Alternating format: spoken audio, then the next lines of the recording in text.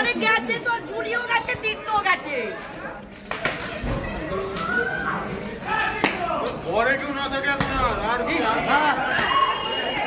এবার ঘরে বের করব। রাতে দাউ দাউ করে জ্বলে উঠল হাওড়া শহরের একটি বসত বাড়ি। রীতিমতো আতশবাজির মতো আগুনের ফুলকি দেখা গেল অগ্নিকাণ্ডে। রাতে স্থানীয় মানুষের নজরে আসে ভয়াবহ সেই দৃশ্য। একতলার ঘরে জানলা থেকে ঘরের মধ্যে থেকে বাইরে বেরিয়ে আসছে দৈত্যের মতো আগুন। দাউ দাউ করে জ্বলছে বসত বাড়ি।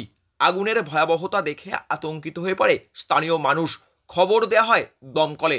ঘটনাস্থলে কিছুক্ষণ পর দমকল এসে আগুন নিয়ন্ত্রণে আনে।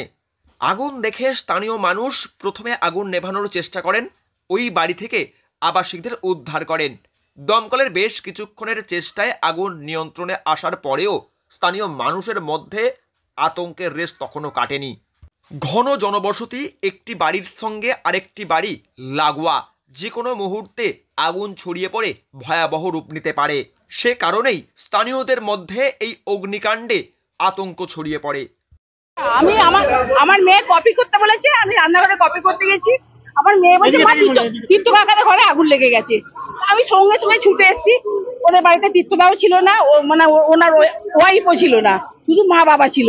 মা বাবাকে ডেকে বাইরে বার করলাম, বার করে সব লোক ডেকে সিলিন্ডার বার করা হলো। বার করে তারপরে আমাদের দমকলকে খবর দেওয়া হলো। সে আমাদের শুনছে না, শিবম করতে, তবে দমকল এসছে। দমকল কতক্ষণ পরে আসছে? অনেক পর এসছে, এই তো এসছে, মিনিট 10 বোধহয় এসছে। কি কারণে আগুন লেগেছে বলে মনে সেটা বোঝা যাচ্ছে না। যারা ঘরে ছিল তার মা বাবা কিছু জানে না, ওপর তো বন্ধ করা, ছেলে বউয়ের ঘর, আর মা বাবা নিচে থাকে। আগুন দেখে স্থানীয় মানুষ উদ্ধার কাজে হাত লাগায়। একতলার উপর আগুন, যে কারণে সাধারণ মানুষের পক্ষে আগুন পর্যন্ত পৌঁছানো বা নেভানোর চেষ্টা সেভাবে কার্যকর হয়নি। এই ভয়াবহ অগ্নিকাণ্ড ঘটেছে বুধবার রাতে হাওড়ার গদাধর মিস্ত্রি লেনের একটি বসত বাড়িতে। একতলার ঘরের জানলা থেকে ঠেলে বেরিয়ে আসছে আগুন। বিদ্যুতের তারে আগুন স্পর্শ করতেই রীতিমতো আতশবাজির মতো জ্বলে উঠছে। ভয়ানক সেই দৃশ্য স্থানীয় মানুষ দেখে আতঙ্কিত হয়ে পড়ে। ঘটনা ঘটার কিছুক্ষণ পর দমকল এবং পুলিশ পৌঁছয় ঘটনাস্থলে। দমকলের বেশ কিছুক্ষণের চেষ্টায় আগুন নিয়ন্ত্রণে আসে। পুলিশ ও দমকলের চেষ্টায় বড়সড় দুর্ঘটনা এড়ানো গেলেও আতঙ্কের রেশ কাটেনি স্থানীয় মানুষের মধ্যে।